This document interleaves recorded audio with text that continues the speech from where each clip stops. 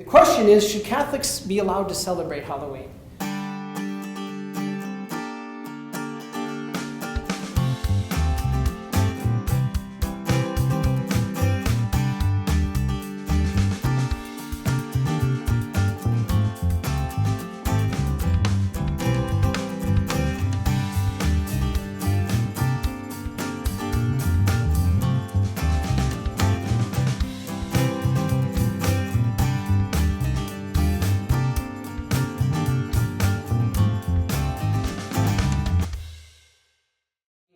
Thank you for joining us. For the next 3 days, we're going to be talking about something in the church that is called All Hallows Tide. And, tomorrow is a holy day of obligation, All Saints' Day, followed by November 2nd, All Souls' Day. But people seem to think that today, being Halloween, is the outlier, the one that doesn't belong, which of the ones that doesn't fit. And actually, it does. And this is a misconception in history that we want to talk about today. Now, the question is, should Catholics be allowed to celebrate Halloween? Should we? It's a big question. But we need to know the history to determine that answer. Tomorrow, as I said, is All Saints' Day. So tonight is All Saints' Eve, or All Hallows' Eve, meaning hallow, meaning saintly or holy. So Halloween, actually properly spelled, is E''EN, which is a contraction for evening. So it means hallowed evening or holy evening. That's what tonight means. Now, as I said, tomorrow's a day of obligation, which means that it's a feast, and always in the Catholic Church we celebrate vigils when we have a feast. We've been doing this with the feast of All Saints' Day since the 700s, which means we should also celebrate the vigil, which is tonight, Halloween. So people don't know this. Now, All Hallows' Eve has been and should be celebrated just like any other feast's vigil in the church. It was instituted by Gregory III and rolled out to the whole church by Gregory IV back 1,300 years ago. And it begins the 3 days, as I said, that we call All Hallows Time, All Hallows Tide, which is dedicated time in the church calendar for remembering the dead. So it is not a pagan religious event. It is not. But a Christian celebration that's over 1,300 years old. Now, some Halloween traditions, is true, have come from the Celtic harvest festivals, and they're pagan in nature, that is true. There's things like lighting bonfires, carving turnips. In Christian, or I should say Celtic mythology, apples, bobbing for apples, they have a meaning that's usually connected with the other world or immortality. But so does Christmas. The Christmas tree that we all have in our houses, that's actually from pre-Christian Germany. And it's a pagan root, but it doesn't mean it was part of a pagan ritual. And it's the same with apples and bonfires. And so we have to realize that. Now, this main feast that people confuse with is something called Samhain, spelled strangely, Samhain. That is a feast that is celebrated that was Celtic. It was for the end of the summer, and it was the harvest season in the beginning of the winter. This makes sense because the Celtic people commemorated the dead at this time. Why? Because the winter usually meant death. It was the end of the season of planting and harvest. So it naturally brought about a time of dying in nature. But Halloween began separate from that as an independent Christian holiday, not a pagan holiday. In fact, when Gregory III instituted, there's no evidence he even knew of the feast of Samhain at all. And the date that was set for this thing we called Halloween, you know where it comes from? It's not Satan's birthday, which is a lot of people mistakenly say. The date was set by Gregory III when he founded an oratory at St. Peter's to hold the relics of the apostles and the martyrs and great saints. In 835, he moved that date, Gregory IV moved that date to this date that we have as Halloween, All Saints actually on November 1st, the same date as Samhain. And a lot of people think that that means that the Samhain was the date that this feast was based off of. No, he just moved it to this date, and it happened to be the same. So, what about occult practices like demons and ghosts? That's where we get into problems, is it not? No. These are rooted in Catholic belief. They really are. Christians believe that at certain times of the year, Christmas especially, and now, right now, at this time of year, that the veil separating purgatory from heaven, from hell, was thinner. It was kind of lifted. And demons and holy souls could be seen, both the good and the bad.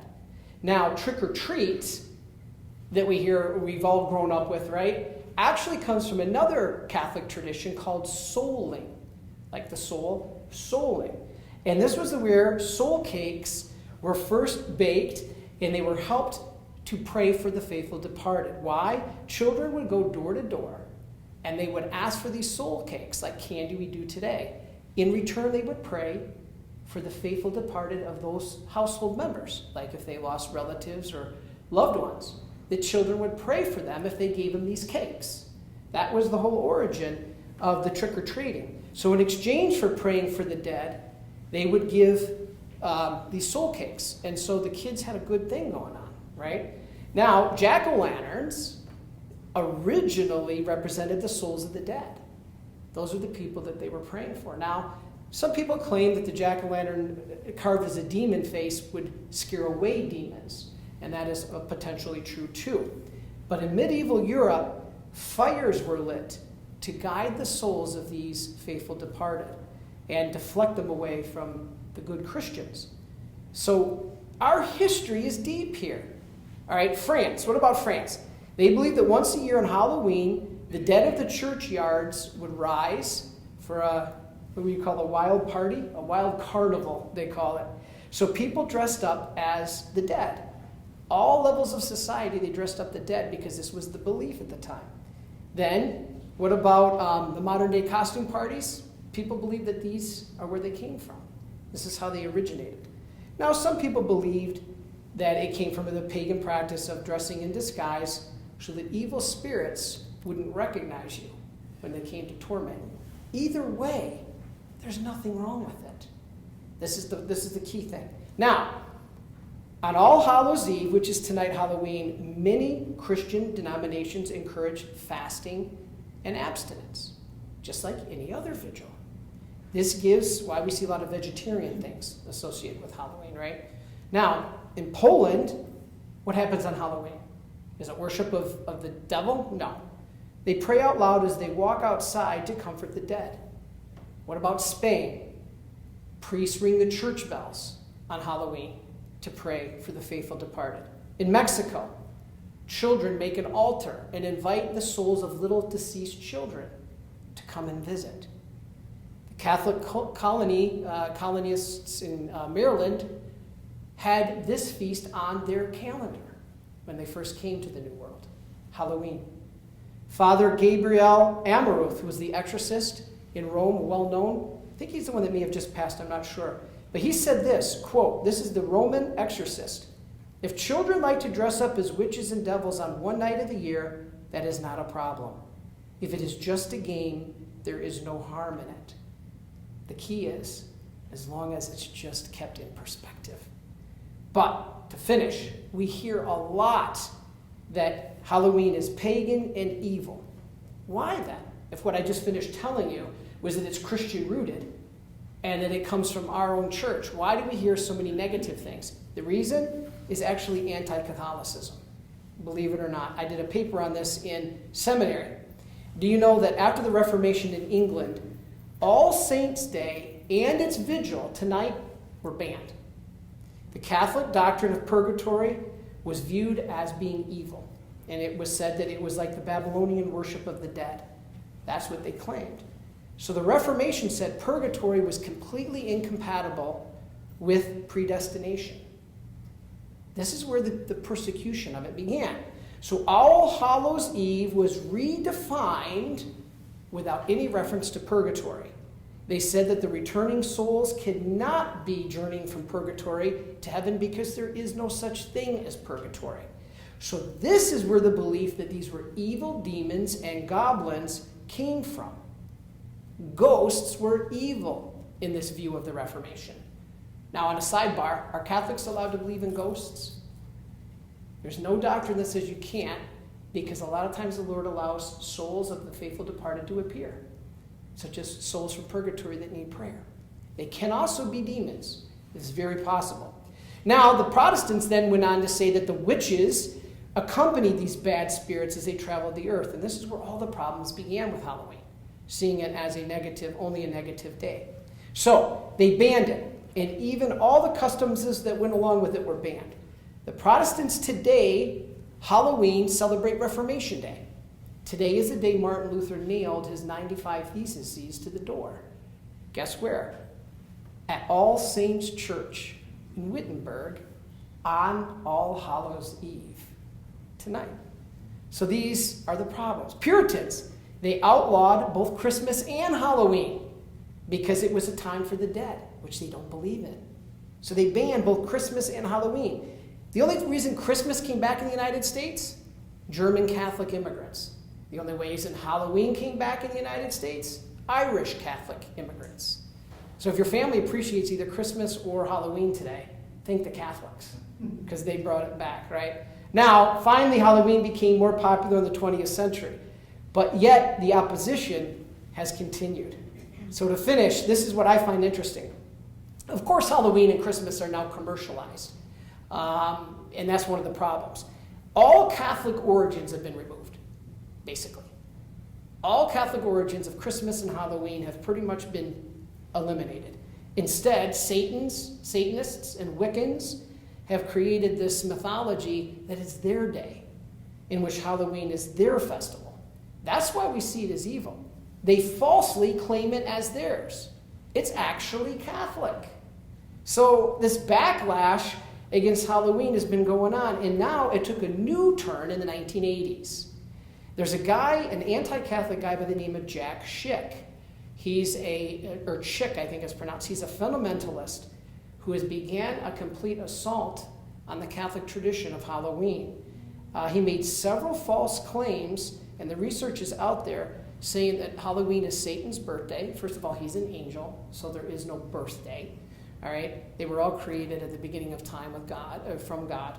And he said that razor blades were put in candy, and that there was a problem in society that needles and razor blades, you know what? That has absolutely been proven false. Absolutely. There's never really been this kind of a problem. In fact, the few known cases they have of candy poisoning during Halloween time in this country were by parents of their own children. Pretty scary. Pretty scary. The urban legend that Pope Benedict XVI said that we are not to celebrate Halloween, false. Created by this man. These are false things. Then in the 90s, the many Catholics were unaware of the Catholic origins of Halloween, began to question it. Rightfully so, right? So I guess the bottom line here is if you worry about it or you don't want to celebrate it, there is an alternative, a Catholic alternative called an All Saints party where your kids can dress up as saints, right? That's a very good option. I used to go to one back down in D.C. Kids would dress up as the famous saints. They usually are held on Halloween, giving candy, just like we do with Halloween as we secularly do, but also dressing up as these saints rather than ghouls. But to finish, at best, this is an attempt to Christianize an already Christian holiday. And I don't think people understand that. So we have to keep this in perspective. Don't lose sight, though, that on this day, the belief that the demonic have equal power to God is also wrong. I think that's where we run into problems. People believe that Satan's power is equal to God's, just in the evil direction or just in the wrong direction. Not true. Satan's power only comes from what God allows him to have. And so if we use this night to invoke the power of Satan, or we think it's equal to God's, then there's a problem. But that's not what this feast is for. This is All Hallows Eve, hallow or holy evening, to celebrate the vigil of this tomorrow's feast. So I hope to see you all here tomorrow for All Saints' Day, which is a holy day of obligation. God bless you.